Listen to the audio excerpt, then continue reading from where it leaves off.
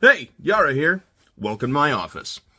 So I've often been asked what tips I have for people new to magic and the occult. When it comes to this, there are 4 tips that I like to give to anyone looking to start their own practice.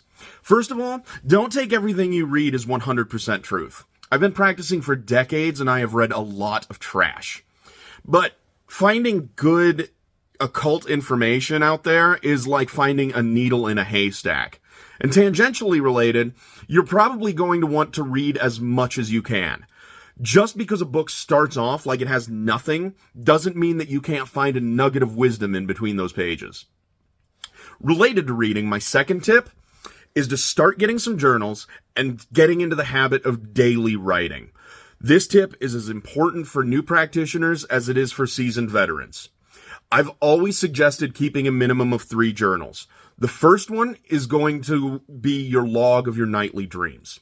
The more familiar you are with the structure of your dreams, the more doors open to you in regards to your own subconscious and the world of dreams. The second journal is for synchronicities. Carl Jung described a synchronicity as a meaningful coincidence. These are basically things that happen in your daily life that make you say, that was weird.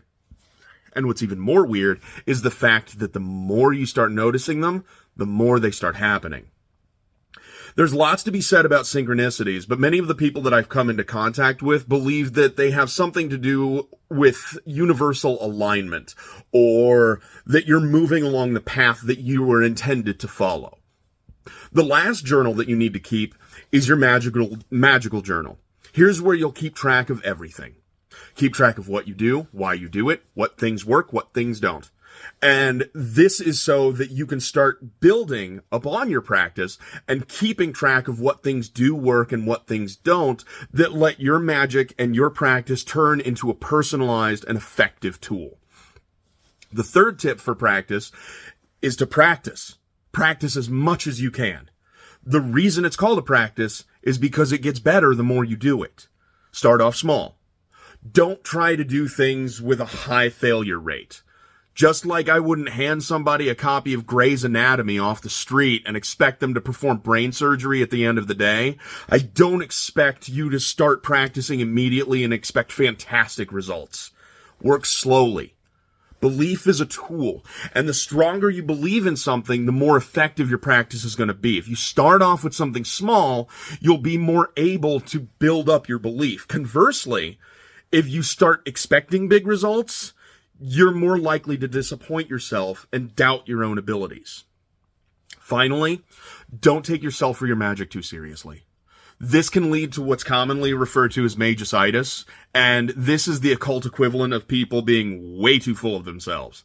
You'll often hear stories of people who have beliefs that they are the universe's gift to humanity, they're a living god, or the incarnated form of something that is here to bless all of us lowly mortals.